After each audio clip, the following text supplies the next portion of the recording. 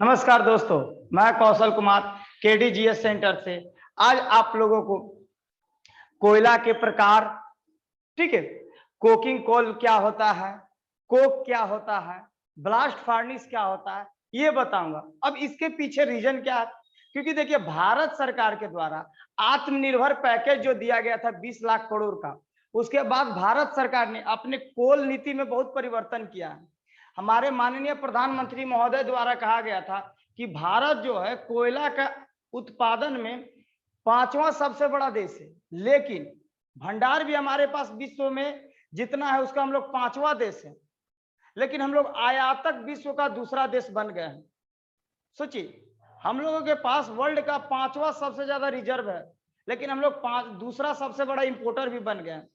तो इसके लिए भारत सरकार ने हम अपनी नीतियों में परिवर्तन किया है और भारत सरकार आधुनिक तकनीक ला करके अपने उत्पादन क्षमता को बढ़ाने का प्रयास किया है।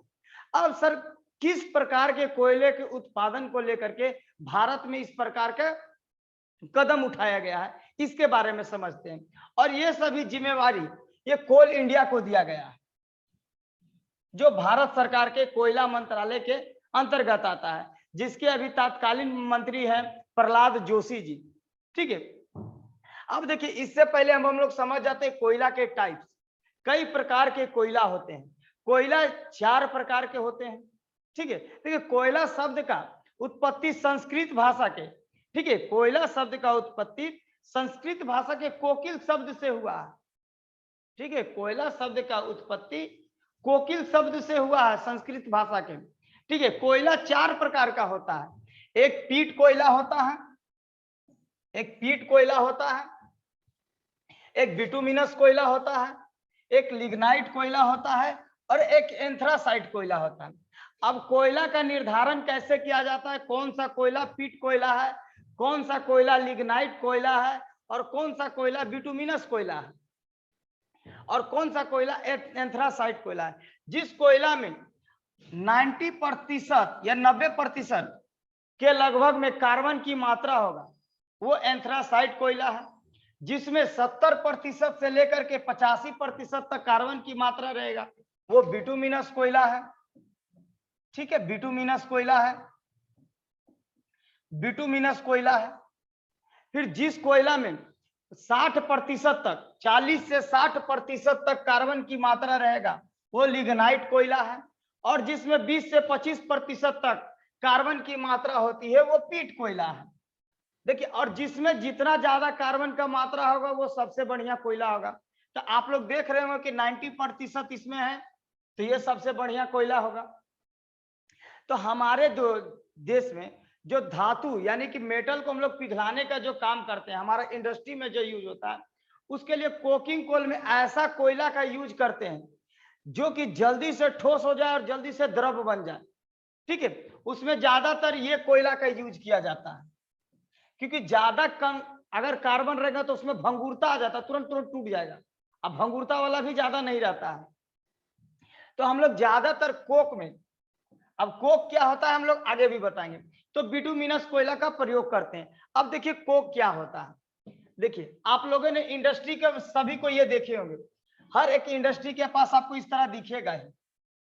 ठीक है, अब ये क्या होता है, ये धातु पिघलाने के लिए ब्लास्ट फार्नेस बनाया जाता है, इसको ब्लास्ट फार्नेस कहते हैं। ठीक है, अब इस फार्नेस में क्या होता है, नीचे कोयला कोयला ऐसा कोयला को रखा जाता है जो जल्दी से गल जाए और फिर जल्दी से जम भी जाए, तो उसी को कोक कहते हैं। ठीक है, यहाँ पर लेयर बना दिया जाता है उसको, और इसमें फिर यहाँ पर इसमें आग लगा करके टेम्परेचर दिया जाता है और यहाँ से इस पाइप के माध्यम से धातु को निकाला जाता है। ठीक है, जैसे इसी से लोहा पिघलाने का काम, तांबा पिघलाने का काम, सब काम होता है। ठीक है, और ये देखिएगा, आपको हर एक इंडस्ट्री के पास ये वाला आपको मिलेगा ही मिलेगा। अब देखिए, अब कोयला की उत्पत्ति कैसे हुई है, थोड़ा इसके बारे में भी हम लोग जानते हैं। कोयला के प्रकार जान लिए, कोयला क्या है ये भी जान लिए, कार्बनिक पदार्थ है। ठीक है, इसमें कार्बन की मात्रा है। अब देखिए, कहा जाता है कि 300 मिलियन वर्ष पूर्व, मतलब लगभग 30 करोड़ वर्ष पर पूर्व, 30 करोड़ वर्ष पूर्व पृथ्वी में क्या हुआ, हलचल होने से हलचल होने से पृथ्वी दो पार्ट में डिवाइड हो गया, एक लॉरेशिया में, एक गोंडवाना लैंड में। तो गोंडवाना लैंड में जो टूट के अलग हुआ, उसके बाद जो पेड़ पौधा था, हलचल के कारण पेड़ पौधा के दब जाने के कारण, पेड़ पौधा के दब जाने के कारण वहां पर कोयले का फॉर्मेशन हुआ। क्योंकि कोयला क्या है, एक अवसादी चट्टान है, अवसादी चट्टान का रूप है। अब ये अवसादी चट्टान क्या होता है, अवसादी चट्टान यानी सेडिमेंट्री रॉक्स। सेडिमेंट्री रॉक्स उसको कहते हैं जिसमें क्या होता है, लेयर होता है, और एक इग्नियस रॉक होता है, उसमें कोई लेयर नहीं होता है। ठीक है, तीन प्रकार के रॉक होते हैं, एक मेटामॉर्फिक होते हैं, और इग्नियस होते हैं, और एक सेडिमेंट्री होते हैं। तो ठीक है, मेटामॉर्फिक क्या है, जो अवसादी चट्टान है यानी जो सेडिमेंट्री रॉक्स है, वो क्लाइमेटिक इफेक्ट के कारण, टेम्परेचर हो या वर्षा हो, किसी के कारण जो केमिकल रिएक्शन करके नया रूप ले लेता है, ठीक है, उसी को हम लोग क्या कहते हैं, रूपांतरित चट्टान या मेटामॉर्फिक रॉक कहते हैं। ठीक है, तो जब अब ये अलग हो गया था 30 करोड़ वर्ष पूर्व, ये लोरेशिया ऊपर चला गया। ठीक है, पहले देखिए ऐसा था, और ये धीरे धीरे अलग होकर के छूट गया। तो कहा जाता है कि गोंडवाना लैंड में सबसे ज्यादा गुणवत्ता वाले कोयला पाए जाते थे। ठीक है, सबसे अधिक गुणवत्ता वाले कोयला गोंडवाना लैंड में पाए जाते थे। तो भारत भी इसी क्षेत्र में गोंडवाना लैंड में आता है। ठीक है, और ऑस्ट्रेलिया भी आता है। तो भारत के कुछ एक क्षेत्र में बेहतर गुणवत्ता वाले कोयला पाए जाते हैं। जैसे हमारे एक क्षेत्र है झरिया, ठीक है, झरिया में और रानीगंज में। ठीक है, रानीगंज पश्चिम बंगाल में, झरिया धनबाद डिस्ट्रिक्ट झारखंड स्टेट के अंतर्गत आता है। ठीक है, अब यहां से भारत के लगभग 70% कोयले का उत्पादन यहीं से होता है, लगभग 70% का, समझिए। क्योंकि देखिए लिग्नाइट कोयला है जो ज्यादा यूज नहीं होता है। लिग्नाइट कोयला हमारे तमिलनाडु में इसका भंडारण है, लेकिन इसका ज्यादा यूज नहीं है, इसमें कार्बन की मात्रा कम है। पीट कोयला हमारे ज्यादा यूज नहीं।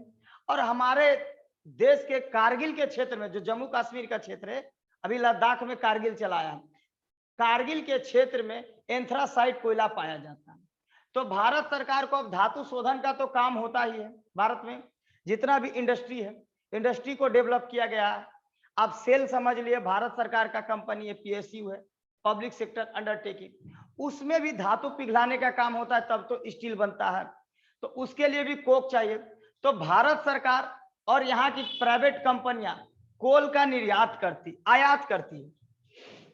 ठीक है, और वो आयात कहां से करती है, तो गौतम अडानी, अडानी ग्रुप के चेयरमैन, ठीक है, और यही मालिक है।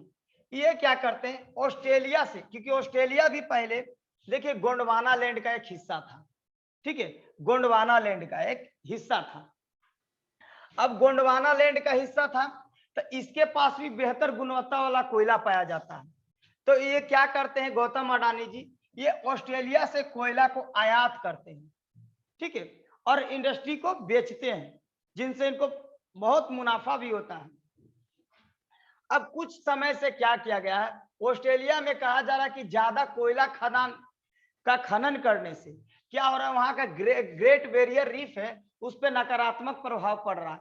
अब ग्रेट बैरियर रीफ क्या होता है, ये एक कोरल रीफ है, ठीक है, प्रवाल भित्ति है।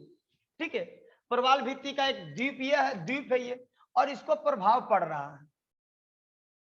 ठीक है, तो इसके लिए क्या कर दिया ऑस्ट्रेलिया कि हम कम से कम कोयला का उत्पादन करेंगे, जिस कारण से ही भारत सरकार द्वारा 2025 तक भारत कहा गया कि हम लोग आत्मनिर्भर कोयला के उत्पादन में बन जाए, और जिसके लिए भारत के कोल इंडिया ने बहुत अच्छा काम किया है, दिन प्रतिदिन प्रोडक्शन को बढ़ाते जा रही है।